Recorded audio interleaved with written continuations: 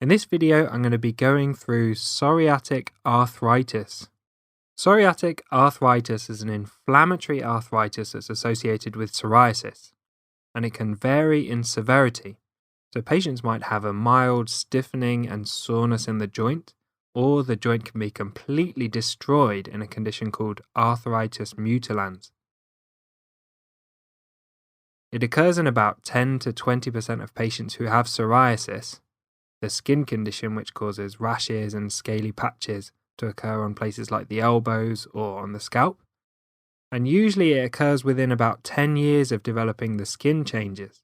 So if you've had the skin changes for more than 10 years and they haven't developed psoriatic arthritis, then it's unlikely to develop after 10 years. It typically affects people in middle age, but it can occur at any age. It's part of the group of conditions called seronegative spondyloarthropathies.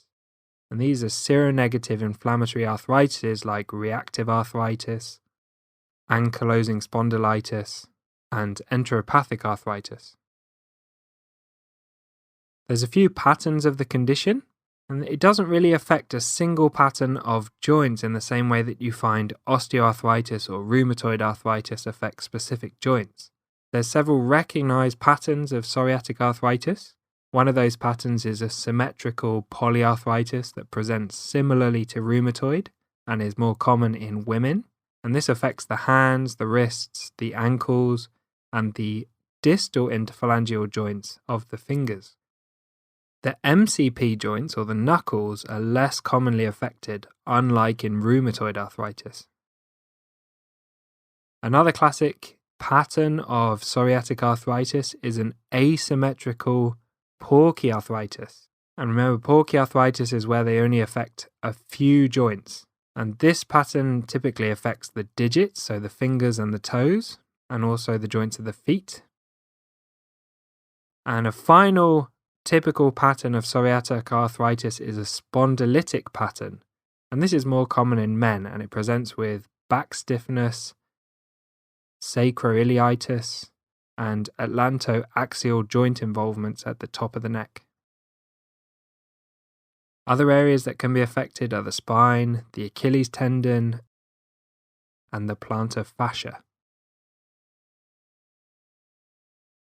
So what signs would you have of psoriatic arthritis? Well, firstly, have a look at the skin and see if there's any plaques of psoriasis on the skin. Another sign is pitting of the nails, and these are tiny pinprick-like pits that occur on the fingernails. Another sign is onycholysis, which is a separation of the nail from the nail bed. Dactylitis is a classical sign of psoriatic arthritis, and dactylitis is where you have inflammation of the full finger, so that might be the full finger or the full toe. And finally, an associated sign is enthesitis, and this is inflammation of the entheses. And remember, the entheses are the points at which tendons insert into bones. So it's that join between the tendons and the bones that gets inflamed and becomes sore. There's a few other associations with psoriatic arthritis. One of them is eye disease, and it causes conjunctivitis and anterior uveitis. Another one is aortitis, so this is inflammation of the aorta, or that big blood vessel that comes out of the heart and travels down through the chest and abdomen.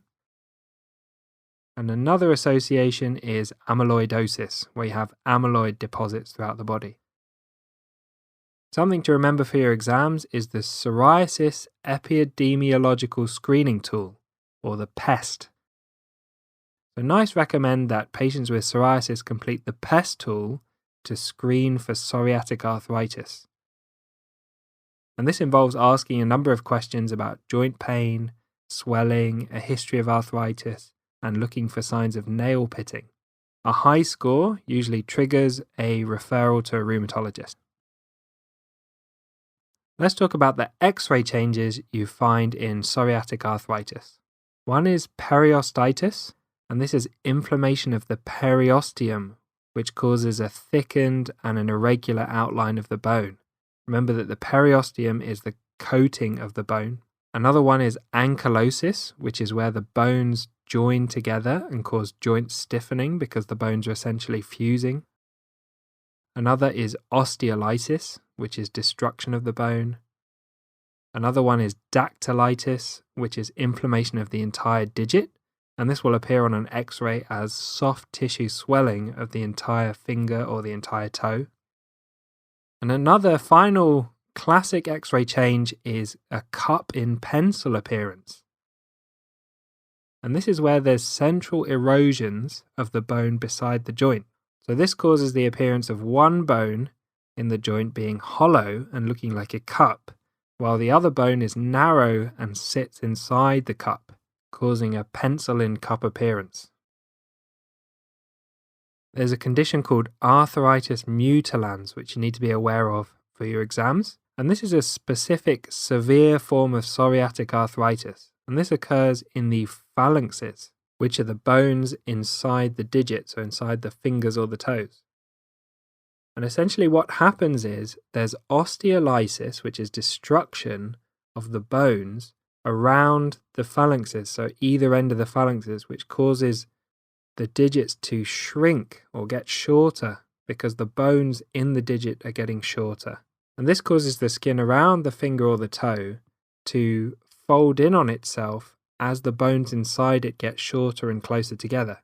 And this gives an appearance which we often call a telescopic finger. So essentially the finger is getting shorter and the skin is folding in on itself like a telescope. So how do we manage psoriatic arthritis? Well, management is similar to rheumatoid arthritis, and there's a crossover between the systemic treatments of psoriasis and the treatment of psoriatic arthritis.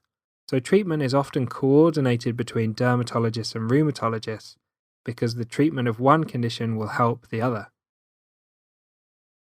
Depending on the severity, the patient might just require simple non-steroidal anti-inflammatory medications for pain. They might require DMARDs or disease-modifying anti-rheumatic drugs like methotrexate, leflunomide, or sulfasalazine. They can be treated with anti-TNF medications like etanercept, infliximab, or adalimumab. And the last line is ustekinumab, which is a monoclonal antibody that targets specifically interleukin-12 and interleukin-23. And by targeting these interleukins, it dampens down inflammation.